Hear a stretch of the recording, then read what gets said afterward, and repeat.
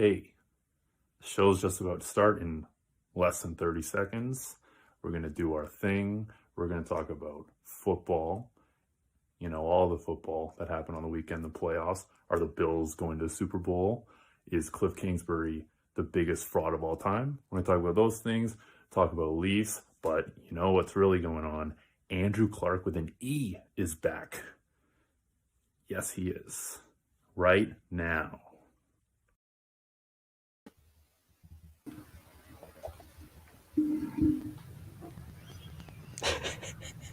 That is so much better than a 30-second countdown.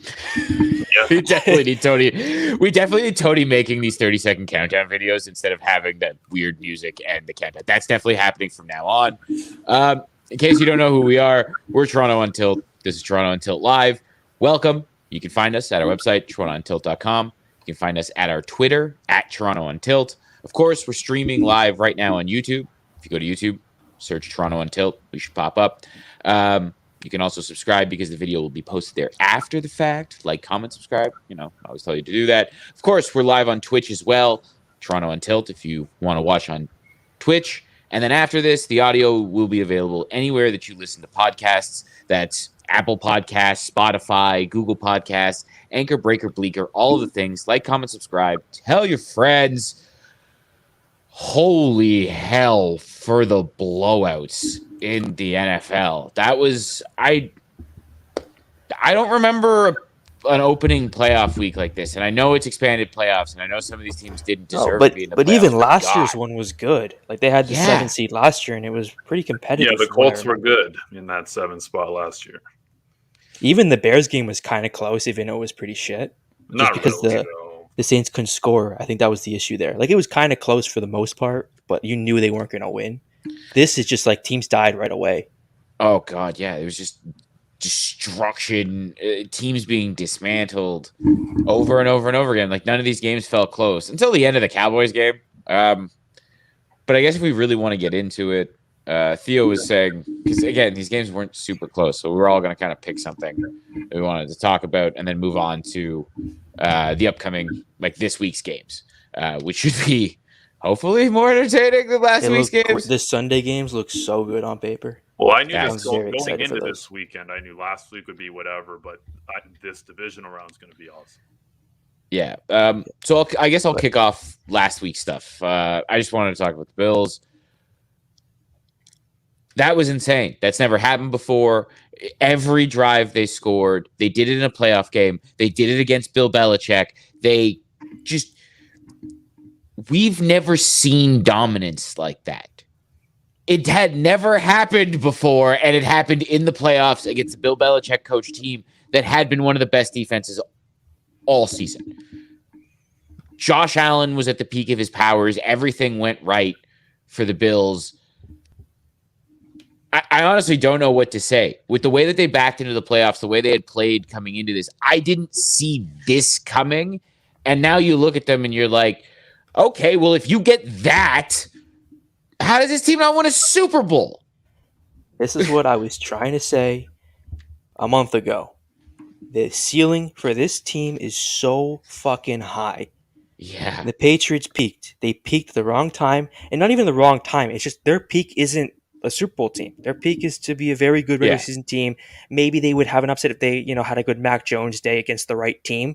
That didn't happen. The Bills played a perfect game. The Bills have this capability. When everything goes their way, they have the ability to do this against anybody in football. And you just got to hope that this wasn't their Super Bowl, that they actually have more in the tank and that they can do this again.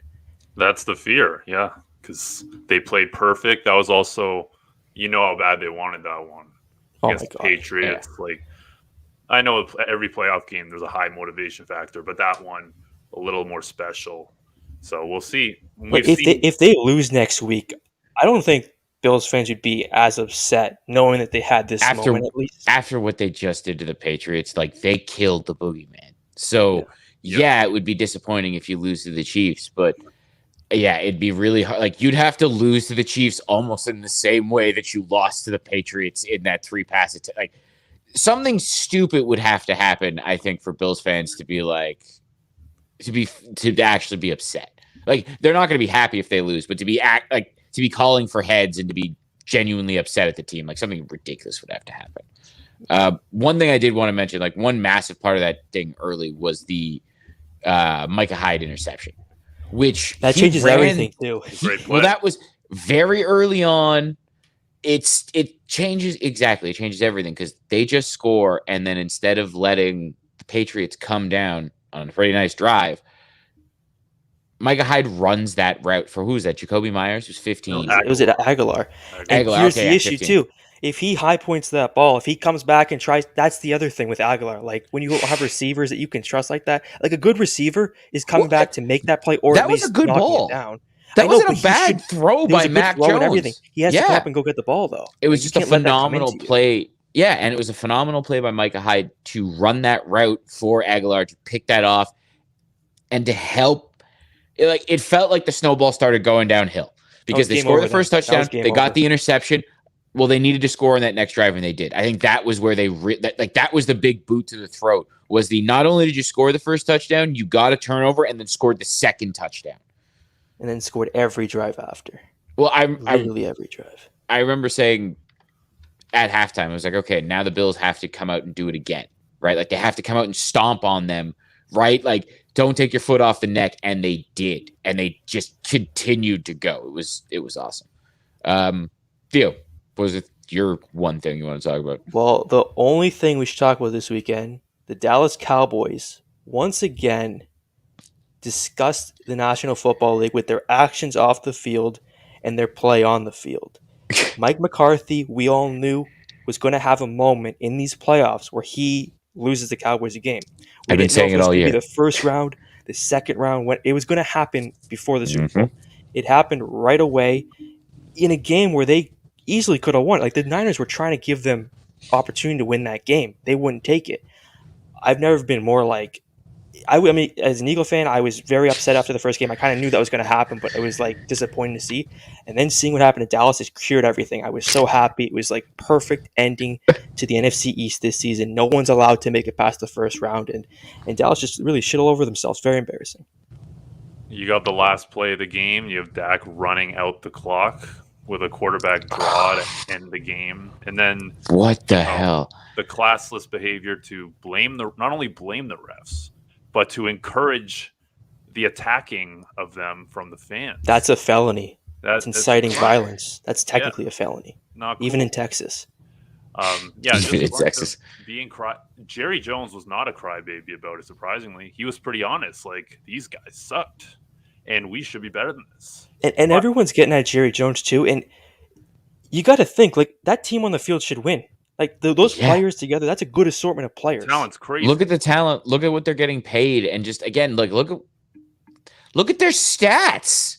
Like, these are all guys that are really good, that when they're playing should be really good. Something happened to Dak, like the second injury, right? Because he had the slow start to the season, then was super hot.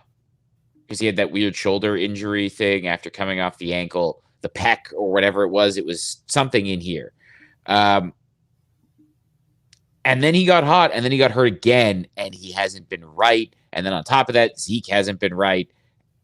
It's been a mess for the Cowboys, but that should be a good team. And I said it all year. Mike McCarthy was going to do this. He's going to make bad decisions. The funniest part of that game too was that fake punt, or when they finally got the fake punt. I don't think they knew that if you subbed, the other team's allowed to like match you, and they waited till the end of the clock to do it, and it was a whole mess. Like they're just every example of a poor coach team, from penalties to like miscues. They just exemplified all of that in the worst moment, and it's just like perfect Dallas Cowboys every time. Yeah, pretty much. Like they thought they were so slick, saying on the side like, now we got we're gonna slide this one in here. Yeah. All they can do is call a timeout, or they're just not going to. You have to do something. Exactly. The Niners deserve some shit too, because it's all about Jimmy. It's all about Jimmy. And Shanahan too. But that's why he does this stuff, is because he's scared of Jimmy, so he plays extra cautious, conservative. Yeah, like a fourth he and takes one the ball midfield. out of his hands. Yeah. I didn't agree with the first field goal. I think in the first quarter that annoyed me. I'm like, you got to it's a 4th and 1. I think it's like every 4th and 1 in plus territory. Just you got to go, even and if you're Kyle Shanahan running team with Elijah Mitchell. Debo when getting he's whatever been healthy he wants. has been exactly. So you have multiple guys that you can get a yard with, and if you don't think you can get the Shanahan's thing is drawing up run plays. You couldn't have drawn up a run play for 1 yard. Yeah, but yes, exactly. Yeah, I don't know. Anything else you want to talk about this game before we get to Tony's one thing before we move on to the games coming up? No? Tony? What was your one thing that you wanted to get to? I think we talk about there's a lot of options. I guess we talk about the Cardinals. I knew that was going to be it. I was going to say that was in the intro, so I was waiting for you to go. Cardinals and Cliff Kingsbury. Cardinals are who were I don't know. Well, me and Theo both bet on the Cardinals. Well, I didn't because of a number play, right? I had a flyer parlay, but it was a lie that last day, yeah, because of me and Anthony both just didn't see that coming for some reason. We just ignored all the flaws with the Cardinals. Like, it's just a Cliff Kingsbury team that limped into the playoffs. They lost to the Seahawks last week, but I'm like, it's a +4. We see how these games have gone all year. Arizona already won in LA. But then I noticed today, after the fact, a Josina Anderson tweet about what Cliff said to the team in the locker room. He said, we need to protect the ball and run well, and then we'll win the game. If we do that, we're going to win. Like, if I knew that, they're a spread offense, and they're been a spread offense for since he's been with Kyler Murray as your quarterback. And don't even get me started about Kyler Murray, but I mean, it starts with he looked bad, yeah. Kyler at the beginning, the receivers were not catching the ball, and it was really frustrating. But Kyler just completely lost it, just trying to make things happen. I mean, he had a guy in his face the entire game. Yeah, like, it felt like the middle of that defensive line was just getting through. Aaron Donald collapsing. Did him no favors at all. Yeah. And then the defense gave up the lanes for Cam Akers and Sony Michel to run through were ginormous. 3 of them could have fit through those. So, it's a horrible team effort. I don't know. There probably should be a coaching change. 100%. It should have been last year, but it's tough to fire someone after a platform like that. But like, as far as the Rams, though, this is what the Cardinals do. Are we talking? Okay. Oh no, just start and interrupt. It's just like this is what the Cardinals have done though. 3 straight years. They start hot, fall apart. They've gone longer. They've gone deeper with the hot streak, but they fall apart spectacularly to end seasons. Kingsbury's done that since college. Like, it's his whole career. So. It's the inability to make changes. Yeah. And they lose Hopkins, and I get it. It's DeAndre Hopkins, but you're not telling me you don't have other like things that you can. It's hard to. It's hard to look at that and be like, yeah, the head coach, the offense is fine. You know what I mean? Bring him back. It's not like this has not happened now 3 years in a row. No, yeah, Theo, you're Kyler showing some Carson Wentz stuff. I saw a lot of those tweets last night. They made yesterday worse. That was literally like that was like the perfect interception. Needed a Carson Wentz reminder. But I'll tell you this, okay? The Carson Wentz play was. I was just kidding. Forget. We're not talking about Carson Wentz. I want to say Wentz had less leeway. We're not talking about Carson Wentz. I want to actually apologize to the Rams because I have said some bad things about that team and I've been very low on them.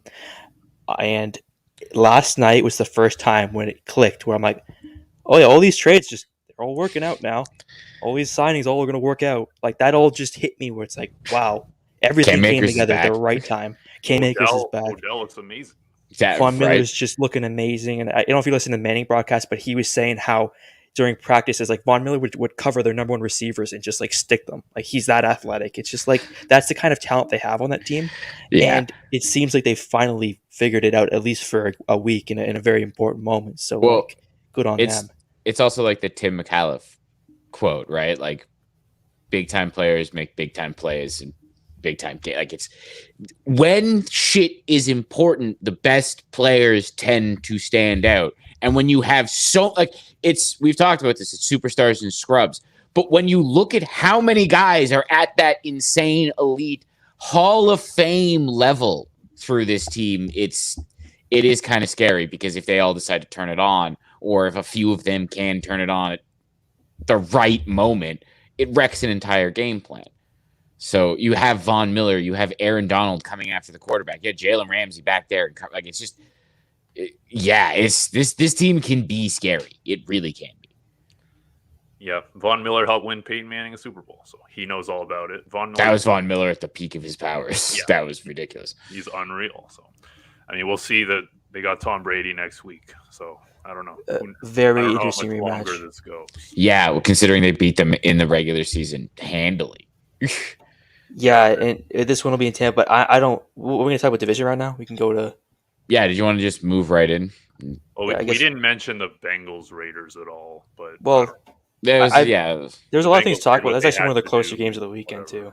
That we still play with something that I think everyone gave a take on, and I don't know where you guys sit on that. Just it was the right thing to just let that TD happen, but like by the letter of the law, that's kind of fucked up. I know what you mean. It didn't impact the play, so I don't really. I feel like that game was pretty tilted officially. I think the Raiders kind of got screwed more than just that. I think the game was called pretty poorly in general, but like that's just NFL refereeing. You just get that in every game. It's exactly. And the officials were disciplined. They will not be in the playoffs for the rest of the year, but that tends to happen once a year, where there's a playoff game where this happens, or once every 2 years, where the officials get banned from the rest of the playoffs because they were so bad. You're not just getting 7 seeds; you're getting 7 seed officials. Like you're getting the extra crew that shouldn't be there. Right. That's another thing. I didn't even think about that. That's true. You're getting an extra officiating crew that shouldn't be there. that didn't grade out that under normal circumstances didn't grade out to be playoff officials. So, but we can talk Bengals though. Like this Bengals Titans first playoff game, they get that 4:30 slot again Saturday afternoon. What do you think? It's 3.5 as a line for the Titans. I think some people might be a little bit like surprised it's over 3 with a Bengals team that's been so impressive recently. But what do you take on that, and what would you lean right now? Well, we were talking about this before we started recording, and it's like it's a really well-coached team that finds a way to win in the Titans against the Bengals, who should just have more talent. But we've seen the Titans beat, look at some of the teams the Titans have beat and the ways that they've beaten them in these wild games, like the way they beat the Bills, right? Where Josh Allen can't get they just seem to win in wild ways. Like the Bills tried to catch them off balance with that Josh Allen sneak, but they were ready. Anytime someone tries to catch them off balance, they're ready. Some weird fucking minute part of the rule book that only Bill Belichick and oh God, what the hell is his name? The head coach of the Titans, the one who used to be the linebacker.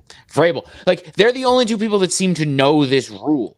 It's the Titans just seem to win, and they shouldn't, because they're getting Derrick Henry back. But how much? What percentage of Derrick Henry is it? Apparently, he put on weight, like muscle, somehow. That's what I heard. Full contact today. Tell me that NFL players aren't on steroids. That's right. Well, yeah. If you took away steroid testing, no one would look different in the NFL. No, I'm convinced. You look at AJ Brown and just think, that guy. Actually, speaking of steroids, everyone forgets that Von Miller tested positive for steroids a few years ago. He's also had some other incidents that don't really get talked about much. Yeah, but that's like the NFL is a bunch of issues that don't get talked about much. But yes, Tony, it's all about winning games. But the Titans, they're fully healthy for the first time since maybe week 1. They've been missing guys. Actually, pretty much the whole season. The whole season. AJ Brown, Henry, Julio. Now they're all there. I don't know how much you can trust Julio at this point, but AJ Brown is on 0. Henry is he's a beast, obviously. And Foreman played really well at the end of the year, so even to spell him a little bit. But the Titans are a team that plays their best when no one thinks about them, when everyone expects them. And here we are. Even I said it before, like Chiefs-Bills is probably the AFC Championship game, but that's not how the Tennessee Titans roll. Like they just win these games like, whatever, they're nobody. They're not that good. Look at the statistics, blah, blah. They're the analytic team, and they just win games. They're a team that can be in when Derrick Henry is at the peak of his powers, they can be in one of those fast-paced offensive score-for-score games, but they throw the ball 15 times because Derrick Henry had 270 yards and 4 touchdowns. Like they don't make sense. They don't like anti-analytical's right. Like they do not make sense. They do go for it on fourth down. They do the analytic things, but it's like they do it with running the football. It's just insane how it works because Derrick Henry is just that special.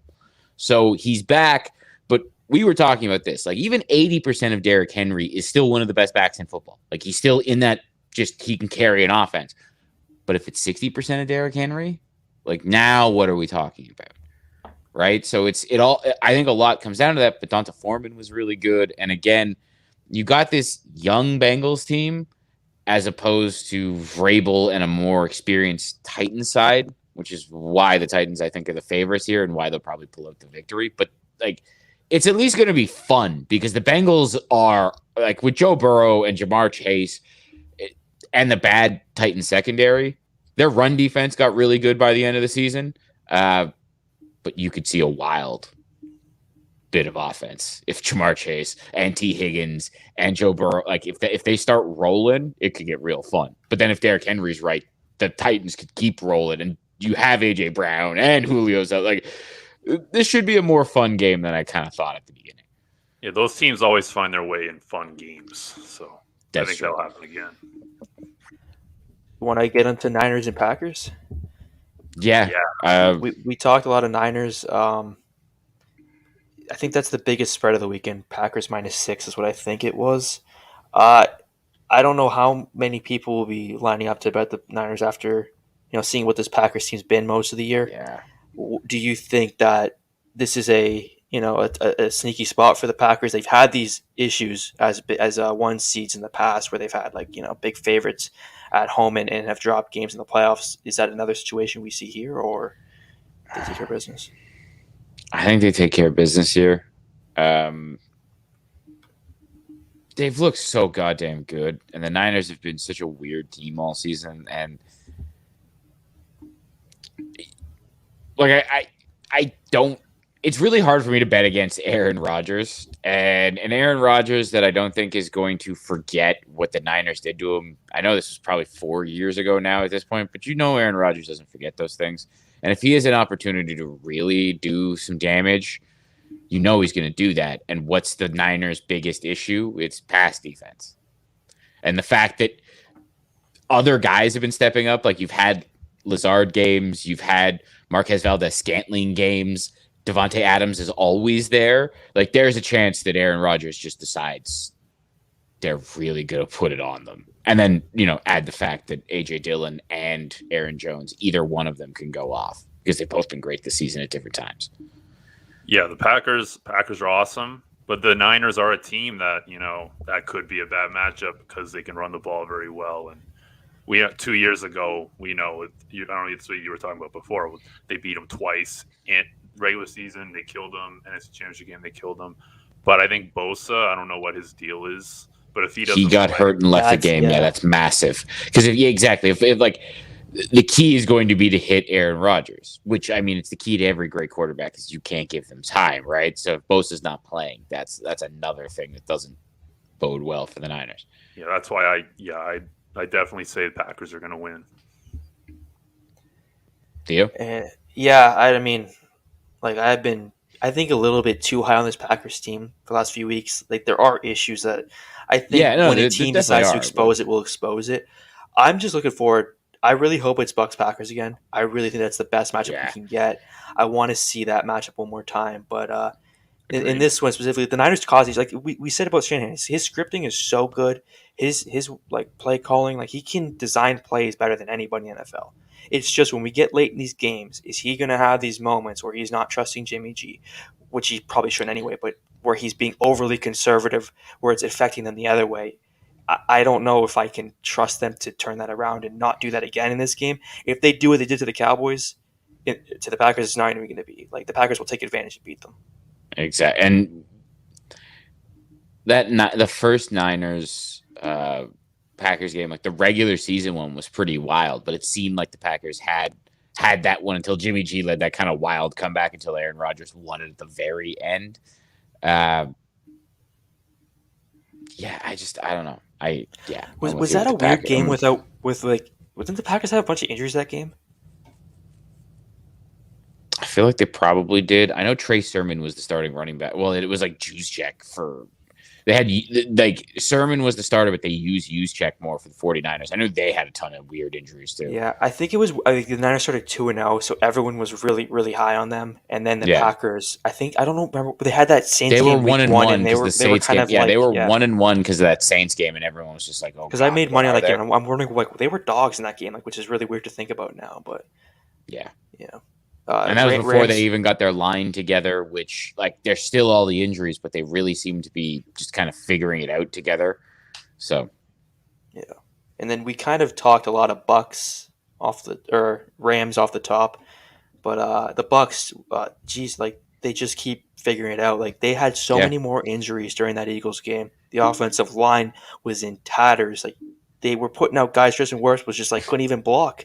Like they set career days for Kerrigan out of nowhere, but they found a way to do it again. Even with 5 sacks on Brady, they were able to deal with some wide receiver issues and win the game pretty comfortably. Do we think that these injuries are going to catch up to them in a game like this, or will it be Bucks again? This is where it starts to get really interesting for me. With like the whole the first one was like, okay, I'm not going to bet against Tom Brady. This is where it starts to get interesting because the Rams have so much talent now. Because what do you think they do? You think Jalen Ramsey's probably going to be stuck on Mike Evans? Try to take Mike Evans out of the game, so Brady's basically got to go to Gronk. Like that's his only real option. And then how does the offense work, right? Because if Von Miller can get pressure, if Aaron Donald can start getting pressure. This is the way this Rams team positioned themselves could be the biggest problem for this banged up Bucs team. With the way they can get after the quarterback and the way that you have one of the best DBs in the game who you can stick on Mike Evans. Now, the only issue is Jalen Ramsey.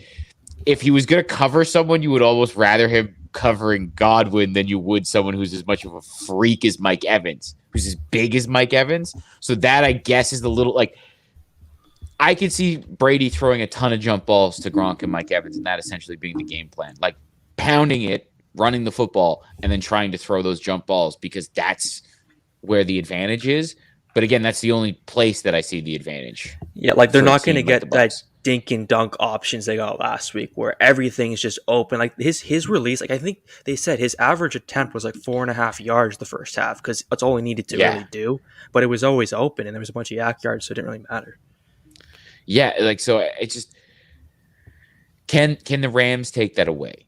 Can the Rams get the pressure and then have guys in the flats and then trust that?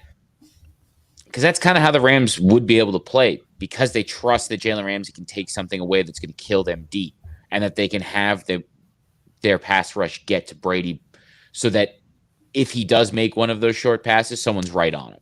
Someone's right on one of the running backs or one of the less touted wide receivers that he'd be throwing the ball to. Yep, I agree. You know, we'll see what the Rams do. Tampa is a fully healthy defense now for the first time. They were healthy last week, really, for the first time all season, where they have all their guys playing. We'll see. But this is a better pass offense than the Eagles, and Jalen Hurts looked really bad. Well, he isn't very good. So yeah, I know. We already kind of talked about we you know what? We're not even going to talk about them. They're not even in the playoffs. It doesn't matter. But I'm saying this is going to be a much tougher pass rush for Matthew Stafford. He's not going to have all day to throw like he did last week. And we know with Matthew Stafford, he'll do some really stupid things when guys are in his face. And Vita Vea is just right there, yeah. Well, we'll see the Bucs have to take advantage of that, take the ball away. That's going to be key for the Bucs, because if the Rams go back to the Todd Gurley days, they are the best when they run the football, because everything big comes off play action. Like, that's when they're at their absolute peak, is when they have a running back that's really just churning it up, and then they can do everything off of the running games, the screen plays, the play action passes, all of that type of stuff, the misdirection, the gadget plays where you run one end around, but you constantly have the motion happening. Like, that's the shit that the Rams do. And if you have the Bucs blow that run game up, and it has to be Stafford chucking it, even though the Bucs don't have great DBs, that's where it gets really dangerous for the Rams offensively. So we're kind of going a little long on this, and we did talk a lot of Bills. Do you think we should just get on to? We have our guest here. I don't know if you can see the background. You guys can't see the stage. Okay, yeah, Andrew's no, here, I can't see the stage. We can just go straight to basketball then. Yeah, sure. Because the Leafs is really like, what are we going to talk about? The fact that they keep blowing leads and they've won more games than they've lost, but this is a fucking heart attack inducing way to do this, and I want to scream. Really, what's there to dig into on that? Other than that, he had to back out because he couldn't hear anything. So we have a few seconds. Oh, okay. But yeah, I have a comment about the Leafs. Yeah, a 2-goal lead blown in the second period should not count as a blown lead for the Leafs. That's nothing. 3-1 lead. I was watching the first period of the Leaf game, and then I had to do something the second period. I looked, it was 4-4. I said, oh shit, another 4-1 game. That's not good. But it was 3-1 to 3-3. Then it was 4-4. Yeah, 2-goal lead is the worst lead in hockey. That's barely a blown lead, in my opinion. Not even a problem. Bullshit. They get goal lead against Arizona, and I don't want to say they get goal lead just because they don't deserve to get let off the breaks. Like, they almost lose to Vegas, but they bail it out. Like, it's just they played like Vegas. This happens. That's just the NHL. Like they did what they could. Now you're at the point where it's this blowing leads thing has gone from I've given them every excuse that was reasonable to now I'm upset. Like, what the fuck is going on? But here's a positive. They won a bad Jack Campbell game. Played poorly, and they still won. So honestly, that was he deserved to get bailed out because he's carried them so many different times where they didn't deserve to be in a game that they've won because Jack Campbell made like 7-10 bell saves where you just go, okay, they needed to give him that one. So I guess that's the positive way you can spin it if you can. We got Andrew back. He keeps going in and out. I'm gonna add him and see. Okay. Andrew, you good? Can you hear anything? You guys hear me? We can hear you. Sorry, guys. I honestly can't hear anything. 1 second. I don't think his headphones are plugged in because it sounded like he was coming through the computer speaker. If you could tell him that, Theo. Yeah, I know. I could tell, but I don't know how to get that point across to him right now. I had the same issue, but Andrew's not a tech wizard like me, so who knows how long it's going to take. True. Like there's not much to really get into. You know what? Just frustration. It also sucks with the Leafs right now is because top 5 teams. They're a top 5 team in the NHL. They're third in the division, and that's going to be probably how it finishes. Like you look at the playoff race right now. This is just the East. This is what it is. The teams that are in. But this has been their division every other time because it's been Tampa or it's been Boston. Now it's just Florida that's there instead of Boston. Just this is the situation with the Leafs, and they have to just fucking win. I don't care about the excuses. I really don't. I was like, okay, cool. You're 5th in the league and you're 3rd in your division. Be better. Because here's the thing. You're paying these guys, and they have the numbers. It's not just like you're paying them and they don't put up the numbers. They are putting up the numbers to be this good and to win. They just have to do it now. Very upset. Man, they've taken 70% of the points this year. I know they are really good. It's just when you the good team, even good teams have these stretches. Like, this is a massive road trip. This has been a long ass road trip. That's another thing. It isn't getting talked about enough. Like they've been on the road for Tony. Feels like forever. You gotta be careful playing with your mic because I can hear it. Yeah, Tony's playing tonsil hockey with his mic. I can hear he's playing with something underneath of it, and I can hear it. Yeah, passing the time.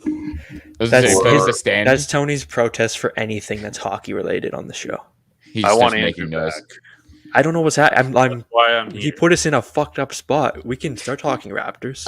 We can just go into Raptors and bring Andrew in once he gets in. I made the graphic with Andrew, and we're just lying to the people now because it's not. Well, he was here. He came in. We prepped him. He was in the waiting room, which I couldn't see that you were talking. We should just end the show now. We should end the show now and see how long it takes him to figure out that we're not even here, or just leave it open and then see him keep joining and leaving. He just does a Raptor segment completely by himself, like in an hour. When he comes back again, talk but don't make any noise and see if he notices. No. Let's actually get into the Raps though. And like I said, we can bring him in once he pops back up. So they had a big week, right? Like they had a big week ahead of them. They were playing the Suns. That ended up being a loss. But that was during our podcast. They were winning for most of the podcast. You have the absolutely embarrassing Pistons loss, which is just piss poor on every level. A great win then against the Bucks, who have Giannis, and you keep it close against the Heat. They're missing so many pieces that I still look at this team and I go, they're still better than this. Yeah, they had a good week. They played well with these guys, like good teams. They were very competitive, less than 100%. And you're not Detroit out in that game. Yeah. And yeah, Dwayne Casey has their number, which is kind of hilarious, even though Detroit can't beat anyone other than the Raptors, it feels like. Good for him. Yeah. Have fun in Detroit. But other than that, like they looked good in the Suns game. They looked like, because we were talking about this. The issue was they were getting behind to bad teams and then beating them by 20. Like they'd get behind by like 15 easy in the first quarter, first half, didn't matter. And then they just beat the shit out of them because they were so much better and deeper than these teams. You beat a really good Bucks team. You take that Heat team to the limit. You take that Suns team to the limit, and you're doing it without key pieces.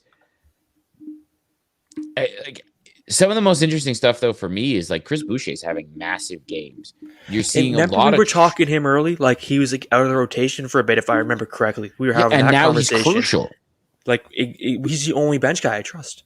Well, and in the Heat game, fucking Precious goes and gets 15 rebounds. That was like a homecoming, though. That was like it was definitely the revenge game. Yeah, but he did it. Like it's just you're starting to see. We talked about this a little bit, and it's why I wanted Andrew on because I want to start talking about the super funky lineups and all the things that the Raptors are doing with the guys that are on the floor. They're running like what Jim Bam does with Syracuse, like 6 guys, and then that was what last game was anyway. Well, yeah, exactly. It was 6 dudes, and Champagny played what, like 9 minutes, I think. 9 minutes, but everyone else played like 30 something.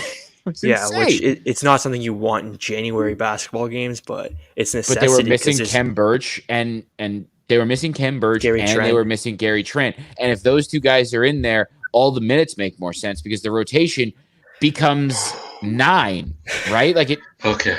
Can you hear us? Did you just go for a run? Why you out of breath? I honestly have no idea what happened. Technology. It does things that it makes no sense all the time. But Andrew, so we got into the Raptors. You were talking about kind of what happened last week. So you have it. They're close against the Suns, embarrassed by the Pistons, then a really good win against the Bucks, and you keep it close against the Heat while you're missing key pieces through all of this. Right before the Suns game, because actually during the Suns game, because it was the last podcast, we were talking about how cool it had started to get where the Raptors were winning games and they're smashing opponents and they were getting really funky with the lineups. And that still happened out of necessity with the injury. Is missing guys. Oh, I froze. Am I back? You hear me? You're back now. So much technical difficulties today. Okay. But it's just, I wanted to talk to you specifically about it. Like, how wild have some of these lineups be where I was talking to these guys last week specifically. There was a moment where you had, I think it was it was Birch, Boucher, and Siakam were all on the floor, but OG's guarding the center. Just because of all of those guys, he's the most physically imposing. So he was bodying, I think it was the near 7 foot, if not the 7 foot center, while the guys who were bigger than him but rangier were covering all the wings and the guards. How wild have some of these combinations been to you watching this Raptors run over the last couple of weeks? So you guys remember at the beginning of the season when they started talking about how there's like a bunch of guys that are like 6'9"? Yes. Or something. And the thing is that it felt like we haven't been able to run any of those lineups because once Siakam was playing not really well at the beginning, and Van Vliet was just playing way too well. So now at this point, with Siakam back to himself, is what it seems like. Oh, and better than he's ever been. Yeah, fucking pull up triple doubles. Way better. Yeah, on the regular. So with him being back, that means that they can run like all these 6'9" guys out there at once because Siakam can play the point. And they kind of did something like this when Gary Trent was still playing. Yeah. And it was even better, I think, because I think that Gary's such a good like guy to pressure the ball with, and it just creates a lot of turnovers. We're really missing him on defense even more than the offensive end, I think. Well, yeah, their best five guys on the floor is when you go Fred, Gary, OG, Pascal, and Scotty. Yep. Scotty's kind of he's hit the rookie wall a little bit, and he's had some injuries, but he still has these explosive moments, like that dunk in the last game where he went coast to coast. I really have to say, yeah. How was that not a flagrant? Yeah, I know. In the new NBA, no one knows what a flagrant is. Everything is a flagrant foul. How that wasn't a flagrant when he ended up that far in the fucking crowd? Yeah, no, I'm with you. I don't get it. Devlin said it. That was so dangerous. Like, you know what that is actually? No, I take it back. I know exactly what that is. He's a rookie. I guarantee that's what that is. It's a rookie. They're the away team, and he's a rookie. I want to pull up the officiating crew because I can almost see them now because I guarantee it's someone like stupid like Tony Brothers. It's one of the old random referees that just go rookie. No, it wasn't Brothers. But I know like you know what I'm talking about though. The old referees that just go rookie. You don't get a foul, and that's just how this goes. Mm-hmm. Like that's what happened there. I almost guarantee it. Yeah, it definitely wasn't Tony Brothers because I would have remembered. That was an other reasons. Like, highlight reel. That's why we drafted him where you did. Vincent, in my opinion, shouldn't have been in the game to make some of those plays late because he should have been given a flagrant 1 or a flagrant 2 or something. Like I don't know. Not even a technical because you can fully see the elbow extend. So like there was like unnecessary contact after the play. Yeah. So not even a technical, which is insane to me. With the way that everything else is. Yeah, they gave. Who? Yeah, it was Vincent and OG, right? They gave like a double technical or something at the. Oh, when they were like kind of. Oh yeah. Yeah, when they were I think they got a tech each. I don't think they got tossed. I think they got teched up. I understand that the NBA has a lot of new refs right now. I don't remember what was the reason for it. I think it's because 1, COVID, and 2, a lot of the older refs retired. Yeah. But some of these guys, and ladies, some of them just, I feel like they don't make appropriate calls, especially against Miami. I'm sorry. I have to say it. The Heat don't get away with everything because the Heat are so physical always. Yeah. It's like, if I'm going to use a hockey reference, it's like playing the Boston Bruins where it's like, like they're going to probably take more penalties than you, but when they do 100 illegal things and take 3 penalties and you do 4 illegal things and take 2 penalties, yes, they took more penalties than you, but it doesn't matter. Like they did more illegal shit and got away with it. That's what it feels like when you play in Miami. There's a lot of hooking. Like when I say hooking, I mean like physically reaching out and grabbing guys and pulling them under, like in the paint. You see it happening with their big guys all the time where they just grab a hold of people. There's a lot of pushing. There's a lot of moving screens. There's just like, there's a lot of that shit that they just tend to get away with because they do it all the time. So I understand Freddie. I understand Freddie and I understand Scotty sometimes not getting their calls because one's a rookie and one's like really, really small. But OG, it doesn't make sense to me. He doesn't go to the line enough for the amount of times he drives. And I get that he looks a little bit out of control sometimes, but there are times where he's literally just getting fouled. Yeah. Just straight up, and there's nothing. His issue is the same. Oh, you know what? Jeez. The issue is that he doesn't complain enough to the refs. He needs to cry more to the refs. Exactly what and then they'll give him some calls. That's how it is. If you don't complain, they'll think they're doing it right. Because even back when we had Kawhi, he didn't complain enough. And like this guy probably could have gone to the line like 10 times a game, and he never really did. So I think OG falls victim to the fact that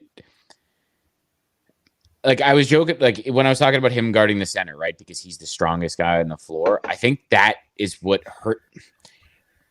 I don't want to use this comparison because it's not a like comparison, but LeBron doesn't get a lot of fouls called on him. Like he gets more than he whines a lot, so he gets a lot of fouls. But if you look at like LeBron early in his career, he didn't get as many as he probably should have because he was so physically ridiculous that even though you could hammer him, he wouldn't move in the air. It's like Paul Pogba in soccer. Yeah, like Same certain thing. guys are just like when you look at OG, he's so thick. When you watch OG get smashed in the air when he's going for a dunk, he barely moves. And I think that hurts him because, again, I'm not talking about him like he's one of these team carriers that should get every single foul. But the problem is he's not gonna flop. He's not gonna overemphasize it, and he's strong enough to take the contact and finish that he doesn't get what he deserves often enough.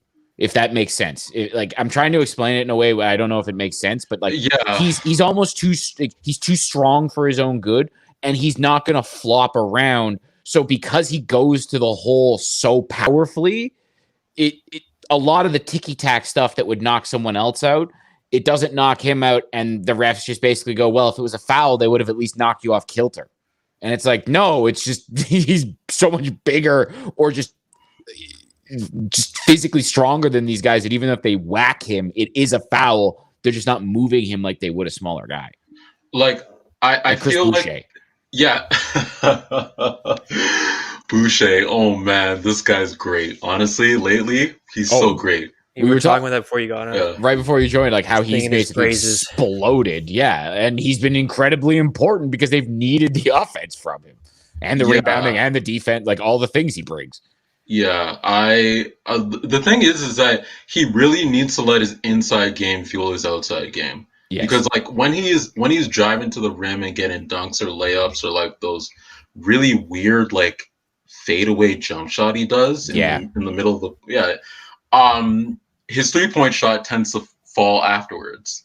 And I always find when he starts getting those big blocks, like when he blocks the ball, it's either some insane chase down where he hits it off the backboard so fucking hard it goes back to half, or he spikes it into the 15th row like a volleyball player. If you notice, he gets one or two of those and he gets real ballsy and starts shooting. He's so much like a confidence player. You can tell that when he has those big, super flashy plays, you can almost feel the spike in confidence, and you know the offense is about to follow that defense. Like you could feel it coming. 3. Yeah, he did. Very impressive. He did. He's done that a couple of times actually. Honestly, what I would like to see from him more is what he did to Hill in the Bucks game, where he just pinned him, just took the ball and passed it off. Like I think some shot blockers get way too amped about blocking it into the crowd when they could just go up there and take it from them. Yeah, the Bill Russell thing. Yeah. You hit the ball back to your team.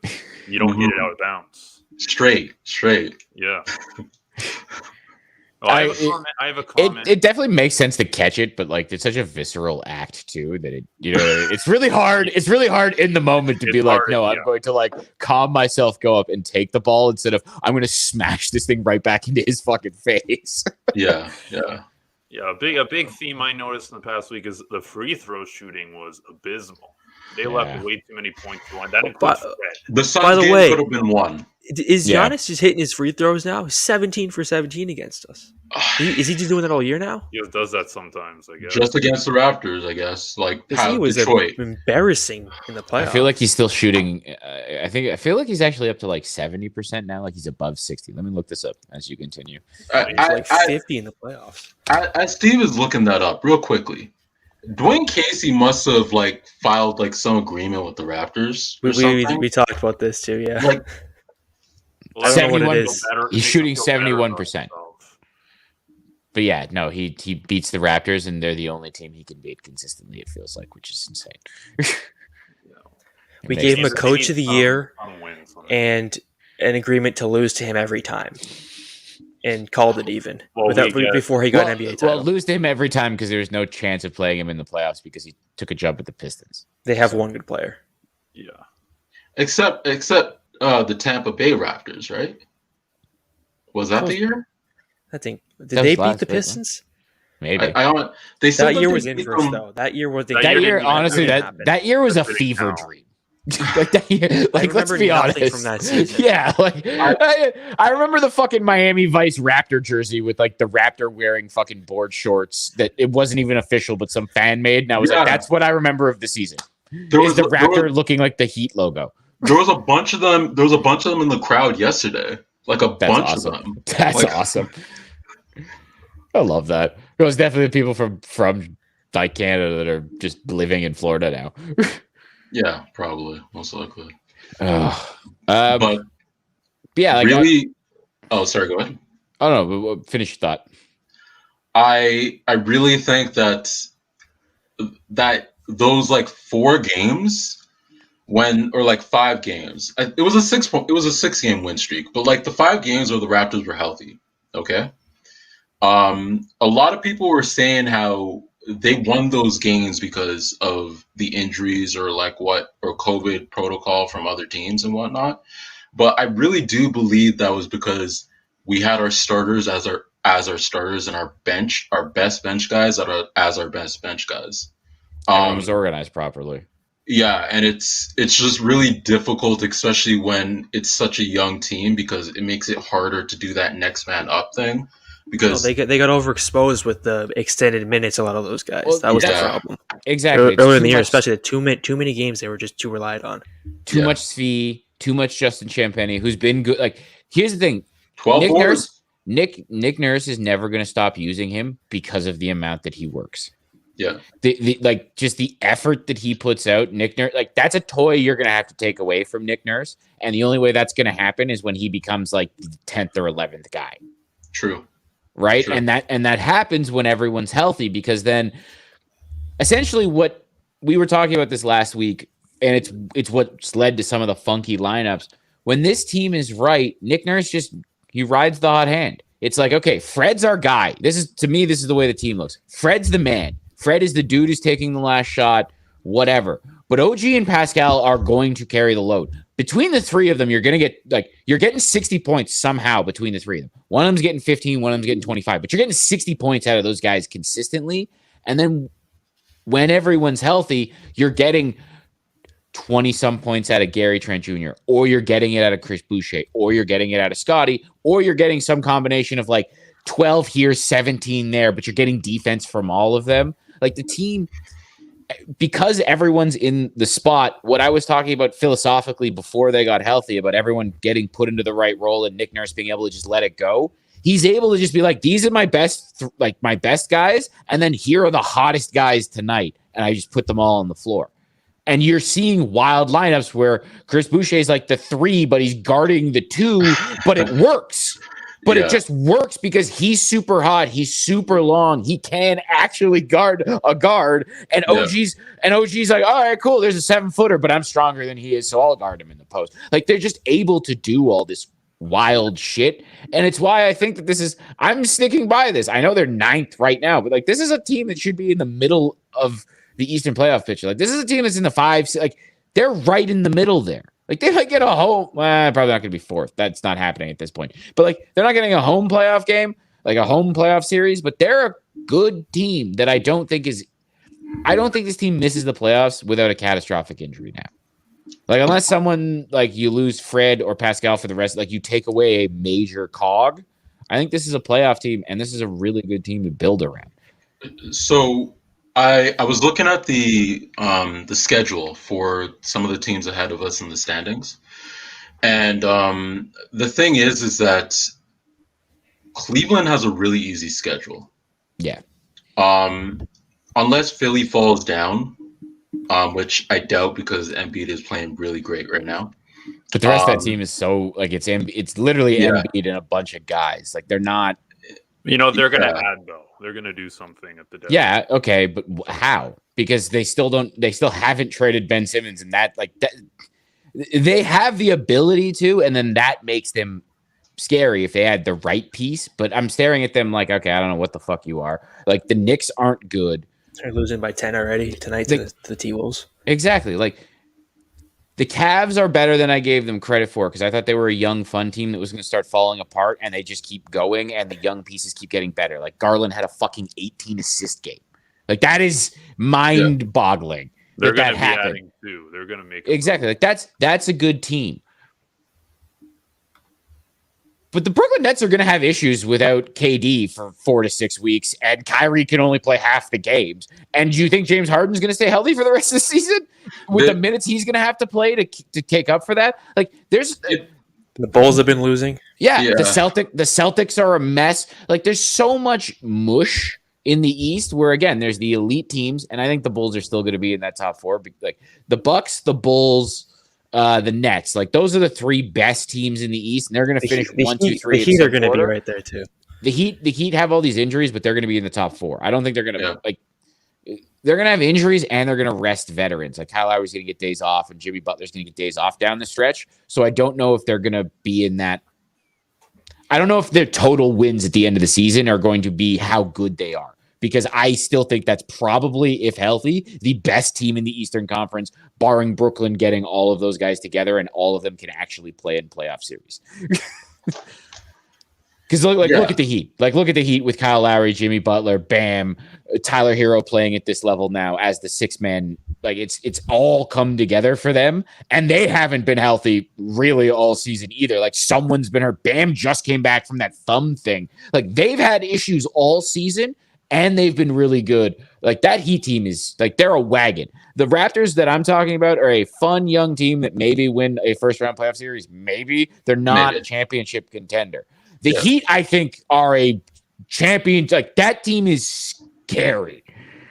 So we're talking about levels here, right? Like the excitement that I feel about the Raptors is about a team that I think is on the rise, that has a bunch of young pieces, that is really entertaining and should be better than 9th. Like I still look at them as that's a 5-6 place team in the East with the talent they have and with all the people around them.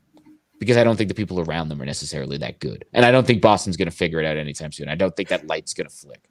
So I'm not afraid of any of those teams below the Raptors right now, or even like Washington or Charlotte, really. I don't even count Washington. Yeah. Charlotte is good. Charlotte's good, but they're kind of what I thought Cleveland was. They're a young team that just has too much dysfunction because they're too young. Like it's basically supposed to be Gordon Hayward, but they don't have someone like Ricky Rubio tore his ACL, but then they got Ron. Like the Cavs seem to have veterans in the right places to keep the kids together. Yeah. Whereas like that Charlotte team is literally just the kids. They're really talented, but it's just the kids running around. Yeah. I'm just feeling like I don't trust the Raptors in a playing game right now. So I wanted them to get up to the 6th spot right now, which looks like it's a lot more likely because Philly's in 6 right now. Yeah, every team 1 to 11 is 6 games difference in the East right now. It's just and the Raptors have I think they have 4 games at hand too. The way the schedule's gone. So, like, they have all these games that they're going to have to catch up. And a lot of home games, too, right? Yep. So, I've been saying it all year. I feel that type of confidence in them, and I continue to. Like, barring a catastrophic injury, this team doesn't even need to be at full strength. Like, they still manage to win with 1 or 2 guys missing that are key rotational, if not starters. So, I think they can keep this rolling. And if they ever do get healthy this season, like, they can really roll. Like they can, again, they're not a championship team, but they can really fuck shit up for the good teams in the East because of the way that they play defense and that they can like because of all the different options they have. That they can play all 6'9" guys, like Andrew was saying, if they really wanted to. Yeah. So. Out of the top 4, the assumed top 4 playoff teams, who do you think that the Raptors have like a better chance against? Because I feel like Bulls. I want Milwaukee. Steve has been the biggest Bulls hater. I want Milwaukee, personally.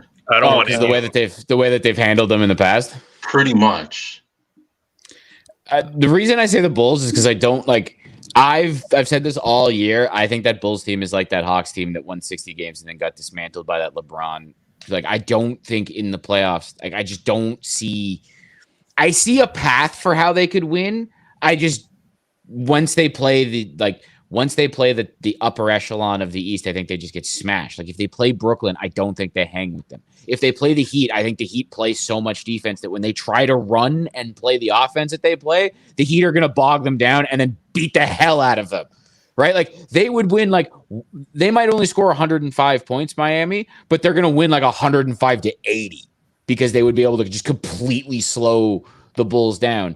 And that's just because I stare at DeMar DeRozan as much as I love him in the playoffs. I don't think he's going to do this. I haven't seen Zach LaVine in the playoffs ever.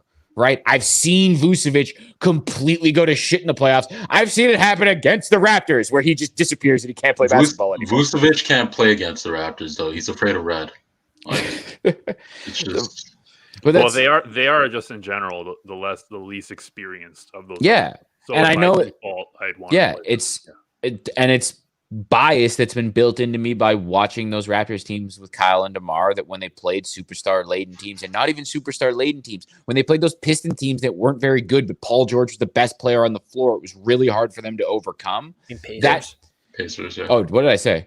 Pistons. Oh, God, yeah, I meant Pacers. Yeah, definitely not the Pistons.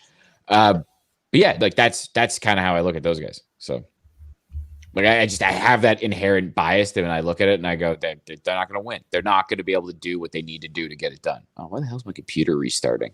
That's why I went blue all of a sudden. My computer background decided to restart. I just think that Vucevic is like a really huge weakness for them because he can't guard the pick and roll at all.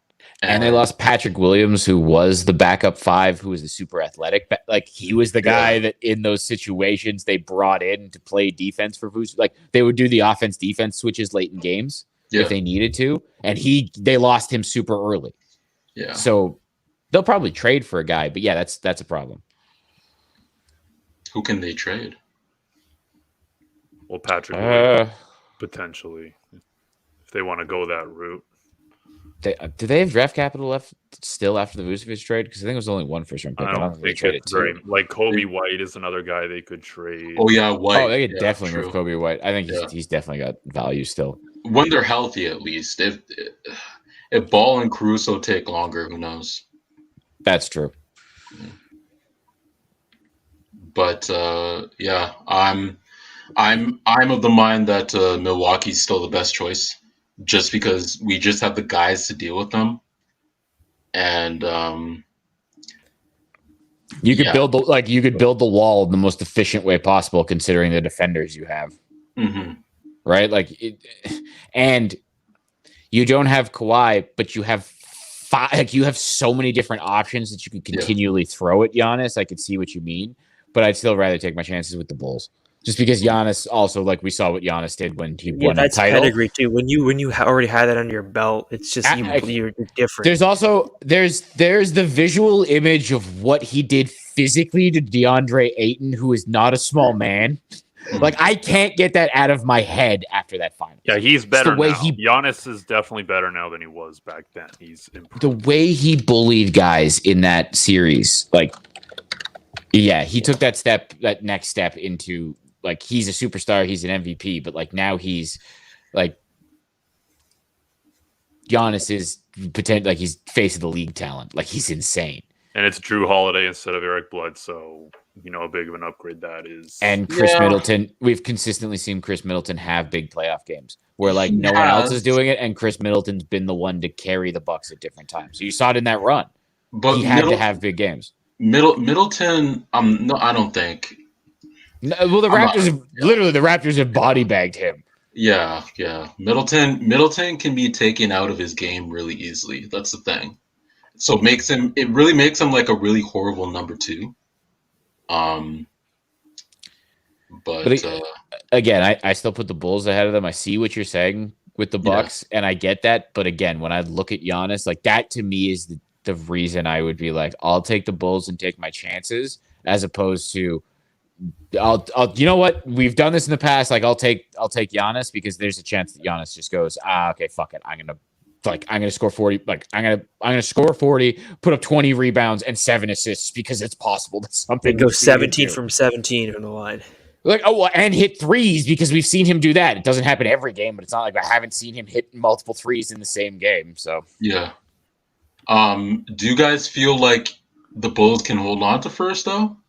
Well, Because if they're hurt like this, then probably that's not. their issue. No, With exactly. Levine, the Levine thing doesn't. They're acting like it's not that serious. it really is. We'll see how they handle it. That exactly. Like the Bulls can hang on to first for sure unless they start getting hurt. Now, Brooklyn just can't catch them anymore. But there are Brooklyn. like, It doesn't matter to Brooklyn, anyways. They're just like playoffs. Just be healthy for playoffs. They're like the Lakers mindset from last year. Like the Bulls the Bulls would be the team that really would want first. yeah, So from that exactly. perspective, they'd be really pushing for it. And I think the Heat are in that same thing where they're like, we don't give a fuck where we finish because we will beat the hell out of whatever team we play. Yeah, they might be the only ones who care. Real quick, guys. Real quick. When did they decide who are the reserves for the All-Star game again? Do you guys know? Oh shit, I can't remember. So, Because I need the Raptors to get into like 7th or 6th or something so that VanVleet can, get there. Because if not, We've already been campaigning. Here's He's the going to be thing.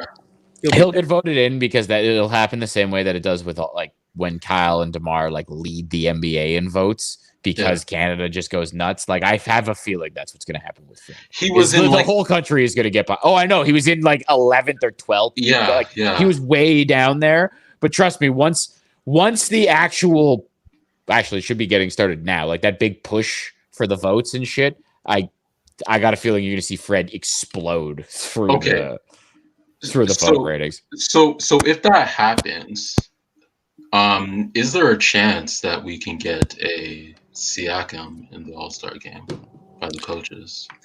Yeah. Oh, I think he'd get because of the ways. Yeah, the way he's Toronto played. fans got Steve Delabar into an All-Star game for the Jays. We can get Siakam in. That guy was a retired school teacher who wasn't in baseball anymore, who started throwing weighted baseballs and had one really good season and then never was good again. Yeah. And the people of Toronto got him into an All-Star game. It's going to be on the coaches, though, with Siakam, right? Yeah, but he deserves it. Like he's he's put up the type of numbers where I know he's missed games, but if you just look at his stat line, everyone in the NBA misses games though. Like exactly, the durability isn't being. No, but that's the thing. You're gonna look at his stat line, and they're gonna be like, "Here's a guy that any given night can give us 25, 8, and 8." Right? Like that's an all-star. That's a fucking all-star. No matter how you look at it. Because Durant is down, so. That's 4 to 6 weeks, right? There's Giannis, there's Embiid, and then who? Well, then there's also going to be guys that don't play, and then there's injuries, and then there's going to be actual injuries, and then there's going to be injuries around All-Star game. Like I think it's pretty easy. I think Fred and Pascal are the guys you're looking at that are. I think they're all-stars. I think you're looking at those guys in terms of making all-star games and name recognition for the Raptors as Kyle and DeMar. Like they're just going to be the guys that kind of take over as like the face. Like I know Gary Trent Jr. is the pretty boy, and Scotty in a couple years is going to be the face of the franchise. You got OG too. Don't forget him. OG's hilarious and has a cult following, but like OG will never be popular enough around the league. The number one TV star. He doesn't speak enough. He's a Carrie Underwood fan. Did you see that? That OG doesn't surprise me in any way, shape, or form. Oh, like he's a country music. He likes country. He likes Luke Bryan and Carrie Underwood. Literally nothing surprised me about OG. Nothing surprises me about him. In my books, even higher than I thought he would have ever been. Okay, so let's not get into let's not start talking about country music. Is that it for the episode? Anything else that we want to get to? Well, we didn't even make a Bills Chiefs prediction. Bills. See, the Bills. You see. Didn't we? Yeah, weren't we talking about that right off? I think we started talking about. We kind of transitioned into that, and I don't think we picked the team, but it's just the way the Bills looked. Is it's really hard to kind of pick against them, and they're such a high variance team because they almost lost to the Jets. But coming off of that performance, it's kind of hard not to pick the Bills. I'll be the contrarian. Another take. Josh Allen is playing better than Patrick Mahomes right now. I mean, Mahomes threw 5 touchdown passes. Against what though? Against what? I mean, he did. That's a way better in like defense. the shortest period of time in a single game, I think, in NFL history. Against doesn't. Here's my prediction. This is gonna be fun. It's gonna be a lot of fun. That's what I want. I feel hilarious amount of offense. Yeah, right. Or it'll be 0-0 halfway through the second. Everyone's gonna be miserable. Actually, the way that these games normally, the ones that line up like this, the only time we ever got a game that was this much fun was that. Was it LA? It was LA. It was the Rams versus the 49 or Rams Chiefs. That's the one. That was regular season. That was a regular season game. That was the only time we'd ever gotten one of these. And we were going to get it in the playoffs again. We were going to get in the Super Bowl, and then Belichick ruined everything. Yeah. So like we have a chance at that. We have a chance. Oh God, lining up offside. Oh, it's offside? Yeah. Sure were. Oh. Anyway, one more thing though. You guys don't watch UFC, but I'm going to give you a winner. Plus 250 winner. Andre Fiallo. Last minute replacement. That's your pick this week. I called the Nunez upset. I was about to say you did, and I don't just throw shit at walls. I pick my spots. I think this was as of Tuesday. That's my spot, but I will let you know. I'll let the people know. That's the pick this week. That's your pick. So real quick, guys. Real quick. Last thing. Defensive Player of the Year.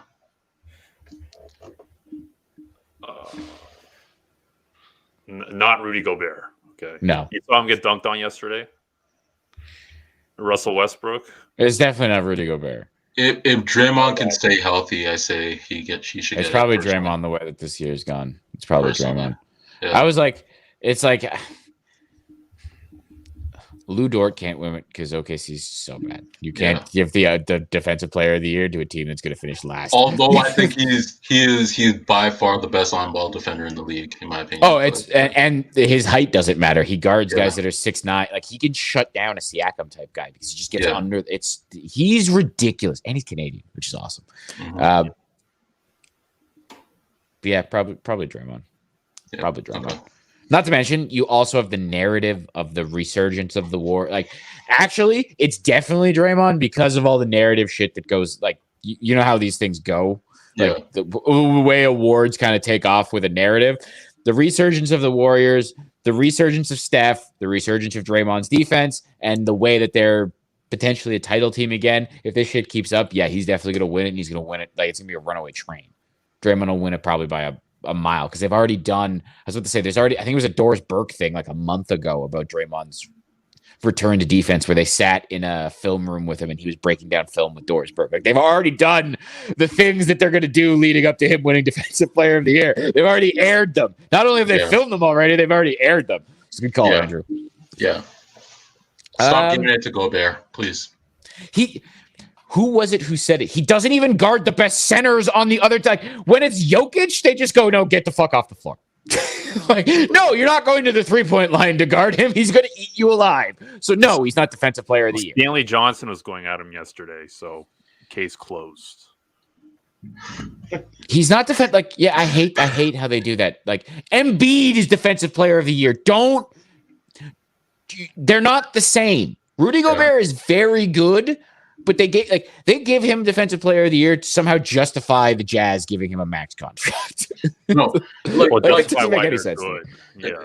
There's a difference of being the most important defender on your team and being the best defender in the league. Exactly. The Jazz build everything to funnel to him, so he puts up all of these stats because they build the fucking defense that way. Whereas Embiid is just so good that he's just there all the time.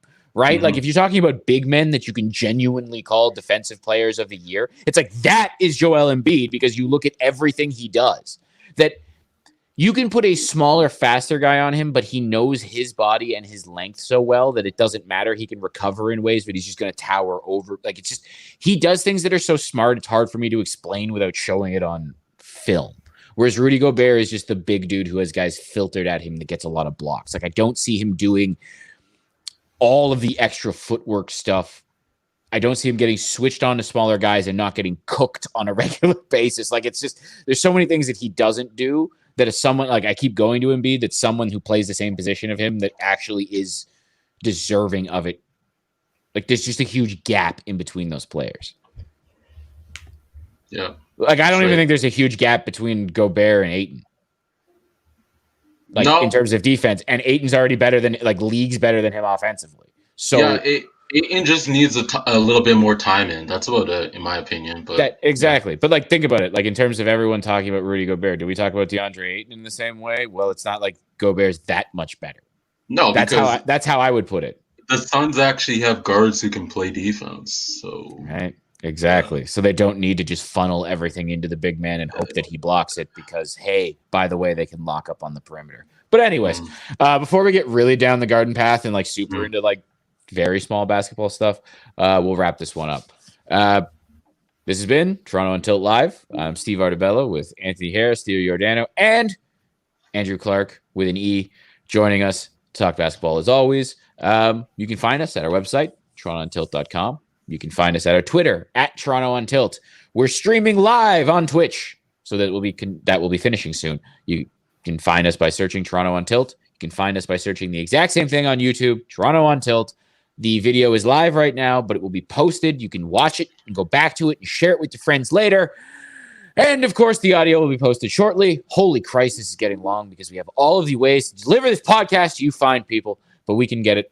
You can get it on any place that you listen to podcasts. So Apple Podcasts, Google Podcasts, Spotify, Anchor, Breaker, Bleaker, all of the things. Like, comment, subscribe. Tell your friends. The Leafs are going to give me a fucking heart attack, but I'm very excited about the Raptors and football. Fialo.